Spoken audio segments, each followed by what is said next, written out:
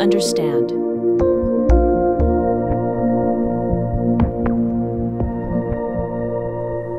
The question is, since I gave birth to my child weeks ago, I feel like I've become a different person. I'm having scary thoughts all the time.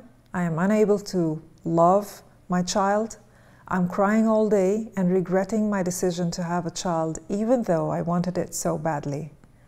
Now I feel ugly, a failure, and my world is falling apart. What's wrong with me? Having a baby is an amazing experience, but it can also challenge you in ways you never expect. Soon after giving birth, you may feel weepy, moody, irritable, exhausted, anxious, unable to sleep, worried, or trapped.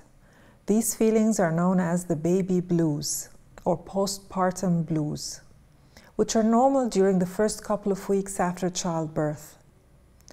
After birth, our pregnancy hormone levels drop dramatically, and this can strongly affect our emotions. Baby blues aren't an illness. They will go away on their own. No treatment is necessary other than support from your family and friends, good rest, and some time. But sleep deprivation can make the blues worse, so make sure that you have enough sleep, at least in short naps whenever your baby sleeps. But if you continue to feel this way for more than 2 or 3 weeks after giving birth, you might be having postpartum depression. So what is postpartum depression?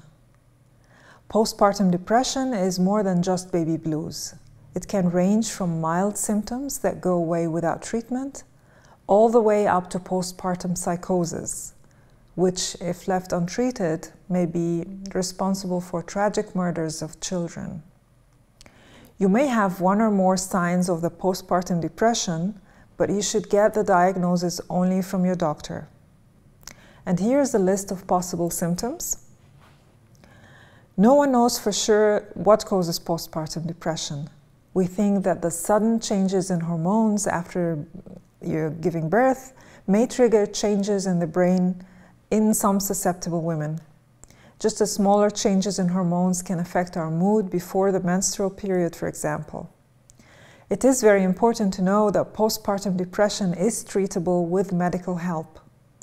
The type of treatment will depend on how severe the postpartum depression is, but to start with, we need to know if you're physically in good shape. First off, I'd recommend some blood tests to check your hemoglobin, ferritin, vitamin D3, and thyroid hormone levels, among other tests as advised by your doctor.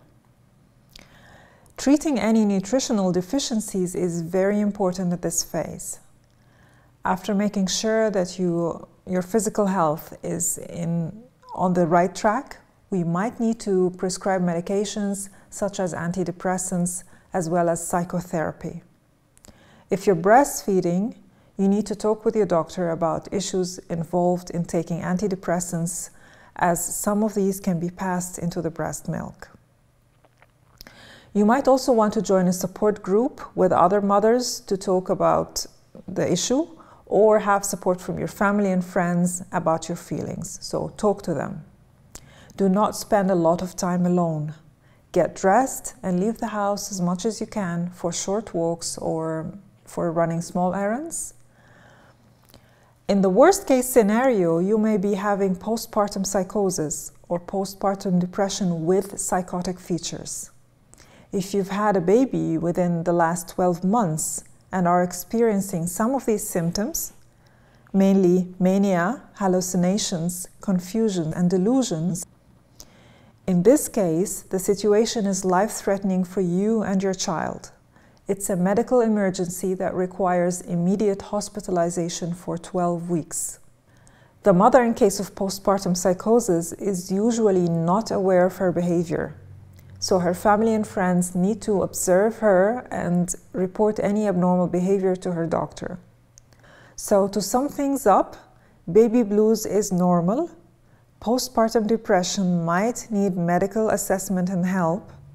Postpartum psychosis is a serious medical condition that requires immediate hospitalization. Call your doctor as soon as you think that you are not feeling right after giving birth. I wish you all the best. This video contains general information about medical conditions. The content might not be suitable for everyone and should not be treated as such. Always consult your doctor before using medications. The medical information is provided without any warranties or legal obligations to those who might apply them.